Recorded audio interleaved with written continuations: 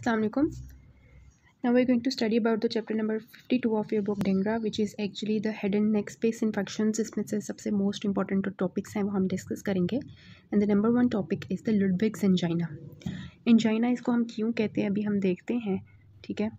लेकिन it is the infection of the submandibular space. किसका infection है? सब मैंडिबुलर स्पेस का. ये आपको पता है ना, इस रीजन में हमारे मैंडिबल होता है और इसके नीचे एक्चुअली जो है एक स्पेस होती है जिसको हम सब मैंडिबुलर स्पेस कहते हैं. अभी हम देखते हैं वो किस चीज़ से बनती है.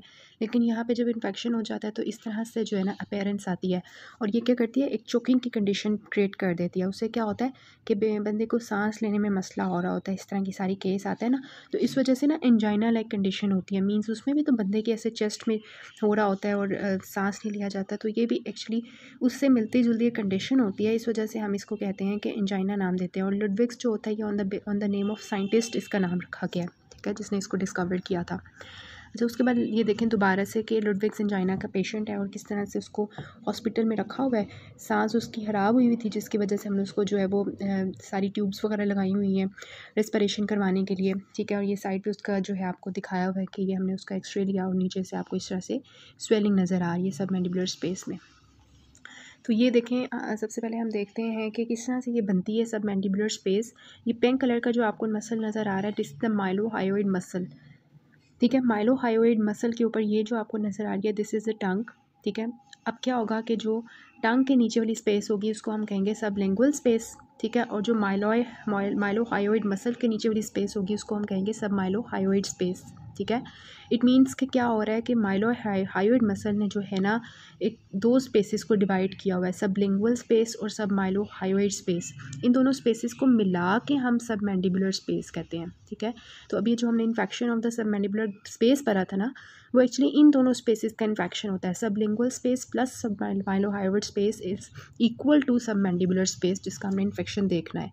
तो कौन सा मसल इन दोनों स्पेसिस को डिवाइड करता है? This is your MCQ, mylohyoid muscle, ठीक है.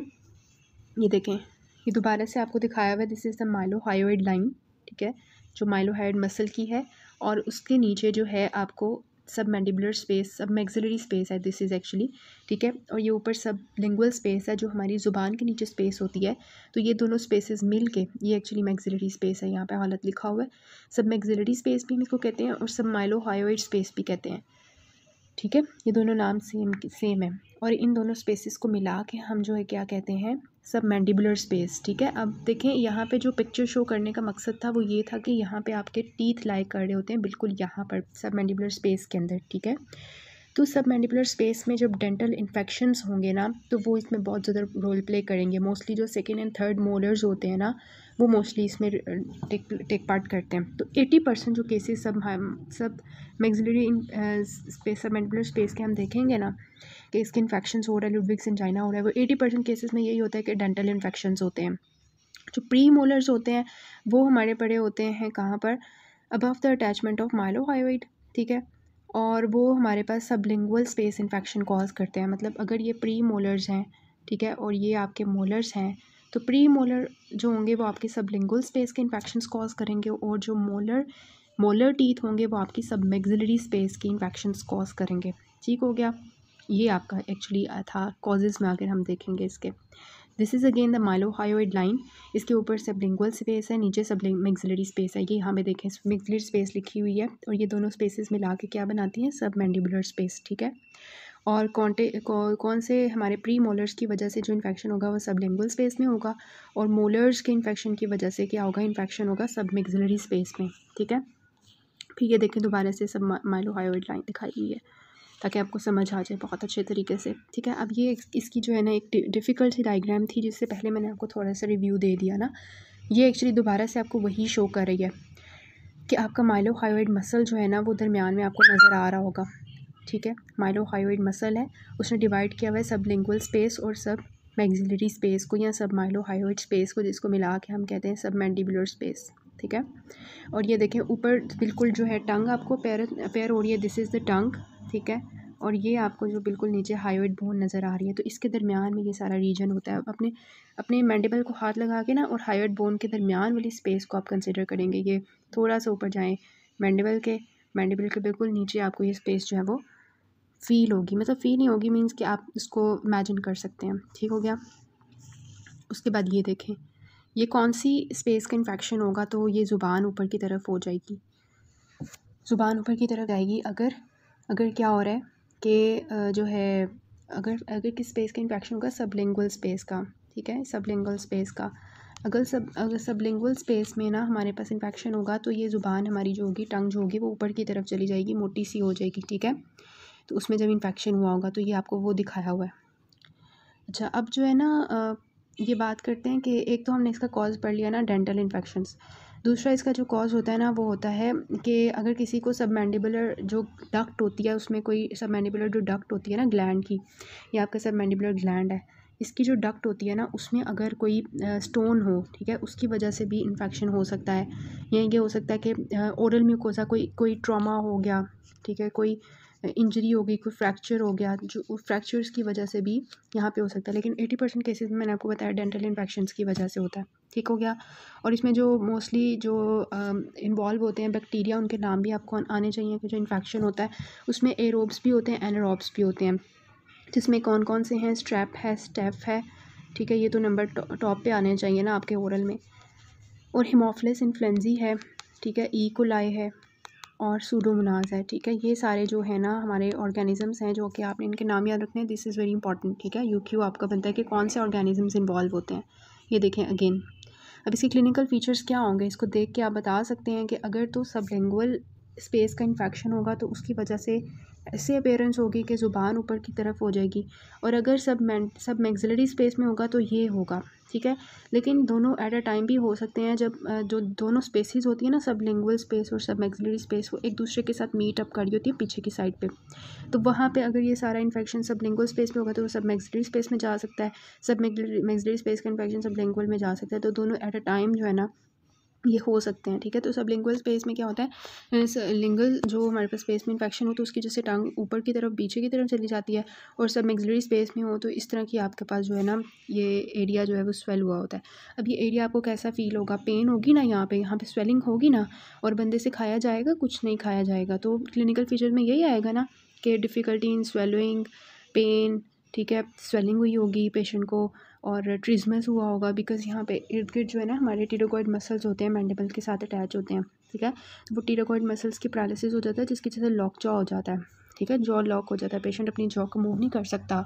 तो यही होंगे ना क्लिनिकल फीचर्स। और ये जो आपको फील होता है ना ये वाला, अगर आप इसको हाथ लगाएं ना इस एरिया को, ये बिल्कुल ऐसे सॉफ्ट नहीं होगा जैसे हमारी चीन होती है, कितनी सॉफ्ट सी होती है, लेकिन ये जो है सॉफ्ट नहीं होगी, ये वुडी हार्ड फील होगी, ठीक है, वुडी हार्ड, जैसे जो है फुल लकड़ी की तरह फील हो रही होगी, ठीक है।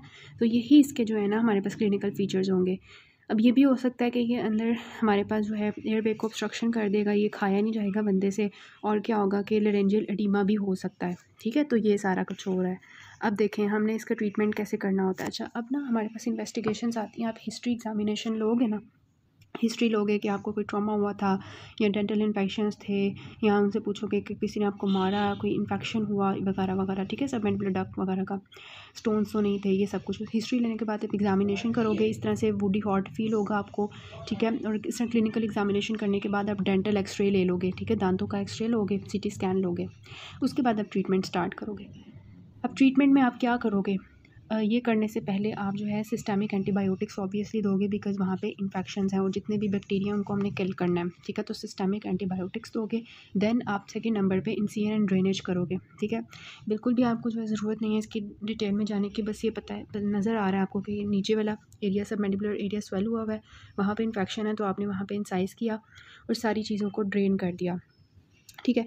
अगर तो इंट्रा ओरल है, मतलब कि मुंह के अंदर है सारा इन्फेक्शन, ठीक है, सबलिंगुअल स्पेस में है, अगर सबलिंगुअल स्पेस में इन्फेक्शन है तो आप इंट्रा ओरल जो है इंसिजन ड्रेनेज करोगे। यहाँ पे जो आपको दिखाई हुई है ये एक्सटर्नल इंसिजन दी हुई है, जिसमें सब मैक्सिलरी स्पेस में इन्फेक्शन था, ठीक है। तो ट्रांसफर्स हमने इंसिजन दिया और उसमें से वो सारा जो मटीरियल है, मोस्टली आपका जो है सीरस फ्लूइड होता है, वो हमारे पास निकलता है, ठीक है।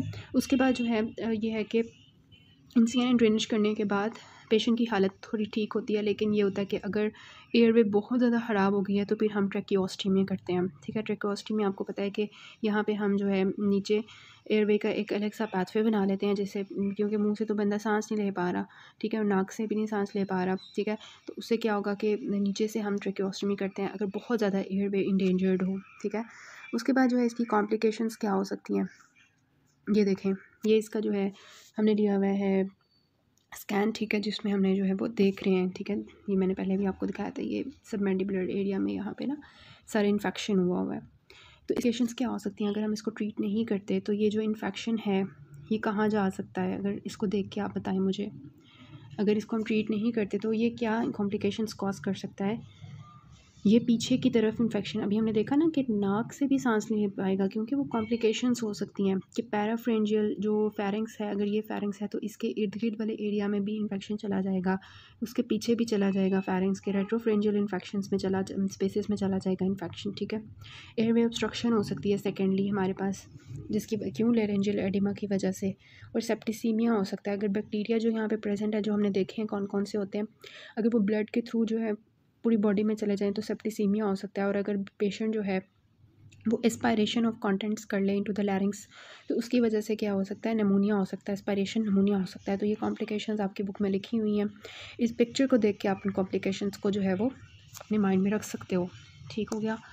तो ये था ऑल अबाउट द था लुडविग्स एंजाइना के बारे में। Now we are going to discuss about the peritonsillar abscess which is also known as quinsy. Next जो आपका टॉपिक है, पेरीटॉन्सिलर एब्सेस के नाम से आपको क्या पता चल रहा है कि this is your tonsil actually, और इसके इर्द गिर्द जो एरिया होगा मीन्स पैरी एरिया होगा, पैरी मीन्स कि उसके जो सराउंडिंग एरिया है वहाँ पे एब्सेस बनेगी। तो एब्सेस जो एग्जैक्टली जो लोकेशन होती है वो कहाँ पे होती है, वो कैप्सूल और हमारा जो ये मसल होता है ना, सुपीरियर कंस्ट्रक्टर मसल जो आपको ये दिखाया हुआ है, इन दोनों के दरमियान में एब्सेस जो है वो बन जाती है। किसके दरमियान में, कैप्सूल और सुपीरियर कंस्ट्रक्टर मसल के दरमियान में, ऐसे। अब खुद सोचें कि अगर ये इधर सारी एब्सेस बन गई है तो हमारा जो टॉन्सिल होगा उसके ऊपर प्रेशर पड़ेगा, ठीक है, टॉन्सिल के ऊपर प्रेशर पड़ेगा और टॉन्सिल जो है वो उसका साइज़ रिड्यूस कर सकता है। और अगर ये एब्सेस इतनी बढ़ गई है तो ये सॉफ्ट पैलेट उधर की तरफ चला जाता है, ठीक है, इस तरह से। और ये एक्चुअली होती है पेरीटॉन्सिलर एब्सेस, जिसको हम क्विंसी भी कहते हैं। Collection of the pus in the peritonsillar space between the capsule of the tonsil and the superior constructor muscle। इसकी एटियोलॉजी क्या होती है, अगर हम टॉन्सिल, किसी को पहले से एक्यूट टॉन्सिलाइटिस था, हमने उसको ट्रीट नहीं किया, जिसकी वजह से जो है ये कॉज हो सकता है, ठीक है। तो ये एक्चुअली इसकी लोकेशन थी। अब इसकी जो है अगर हम देखें ना, तो ये इसकी पैथोलॉजी होती है कि बार बार पेशेंट को जो है वो टॉन्सिलाइटिस हो रहा था, ठीक है, उसकी वजह से हमने उसको ट्रीट ना किया, तो वहाँ पे जो टॉन्सिलर क्रिप्ट्स हैं, आपको पता है ना ये टॉन्सिलर क्रिप्ट्स होते हैं, क्रिप्टा मैग्ना सबसे बड़ा क्रिप्ट होता है और बाकी प्राइमरी एंड सेकेंडरी क्रिप्ट्स होते हैं। तो इनकी क्या हो जाती है, आहिस्ता आहिस्ता फाइब्रोसिस हो जाती है। पहले यहाँ पे इन्फेक्शन था, आहिस्ता आहिस्ता इसकी फाइब्रोसिस हो जाएगी, ठीक है। तो अब क्या होगा, फाइब्रोसिस की वजह से एक टाइम आएगा कि ये पूरा का पूरा जो है फाइब्रोसिस से भर जाएगा, टॉन्सिलर क्रिप्ट्स जो हैं वो क्लोज हो जाएंगे, उनके अंदर अब कुछ भी भर नहीं सकता, वो पूरी तरह भर गए होते हैं, जिसकी वजह से एक टाइम आता है कि अब उनको कोई जगह नहीं मिल रही होती, तो वो कैप्सूल जो यहाँ पे टॉन्सिल का होता है उसके थ्रू ब्रेकआउट करना शुरू करते हैं, ब्रेक थ्रू करते हैं, और जो है पेरीटॉन्सिलर सेलुलाइटिस बन जाता है between the superior constructor muscle and the capsule of the tonsil. तो यही इसकी पैथोजेनेसिस है कि एक्यूट टॉन्सिलाइटिस था, उसमें हमने उसको ट्रीट ना किया, क्रिप्टा मैग्ना स्पेशली जो है वो इन्फेक्ट होता जाता है, फिर वो बंद हो जाता है, और फिर जो टॉन्सिल की एब्सेस होती है बर्स्ट करती है टॉन्सिलर कैप्सूल से, और पेरीटॉन्सिलाइटिस हो जाता है, वहाँ पे जाके एब्सेस बन जाती है। इसमें कौन से बैक्टीरिया इन्वॉल्व होते हैं, इसमें भी वही दो होते हैं, स्ट्रेप और स्टेफ, ठीक है। लेकिन इसमें यही होता है कि मिक्स्ड हमारे जो है ना ऑर्गेनिजम्स होते हैं, एरोबिक भी होते हैं, एनारोबिक भी होते हैं, ठीक है। अब इसके क्लिनिकल फीचर्स क्या होंगे, तो क्लिनिकल फीचर्स में सबसे पहले तो हमारे जनरल क्लिनिकल फीचर्स होते हैं। जब भी कोई एब्सेस बनती है हमारी बॉडी में तो आपको पता है कि साथ ही क्या हो जाता है, फीवर हो जाता है, पेशेंट को हाई ग्रेड फीवर होगा। हाई ग्रेड क्यों होगा, क्योंकि बैक्टीरिया है, ठीक है। और क्या होंगे, चिल्स होंगे, राइगर्स होंगे, पेशेंट जो है वो कांप रहा होगा बुखार के साथ, ठीक है। और जनरल मैलेज हो गए, बॉडी एजीज होंगी क्योंकि बॉडी में इन्फेक्शन हुआ हुआ है, ठीक है। और नोजिया एंड कॉन्स्टिपेशन होगी। कॉन्स्टिपेशन अभी हम देखते हैं कि क्यों होती है। ये तो होते हैं जनरल सिम्टम्स, तो ओवरऑल बॉडी में आ रहे होते हैं इन केस ऑफ एनी इन्फेक्शन, उससे हम स्पेसिफिकली नहीं जा सकते ना, वो तो जनरल होते हैं। लेकिन लोकल जो सिम्टम्स होते हैं उससे हम जो है वो डायग्नोस कर सकते हैं, ठीक है। तो ये आप इस चीज़ को देख के, ये पेरिटॉन्सिलर एब्सेस बनी हुई है, ठीक है, इसी को देख के आपने सारे क्लिनिकल फीचर्स जो हैं वो देखने होते हैं। सबसे पहले क्या है कि बहुत ज़्यादा पेशेंट को पेन हो रही होगी, ऑब्वियसली इस जगह पे पेन हो रही होगी ना पेशेंट को, तो pain in throat mostly unilateral होती है ना एब्सेस, तो इस वजह से पेन हो रही है पेशेंट को। दूसरा क्या है, ओडाइनोफेजिया।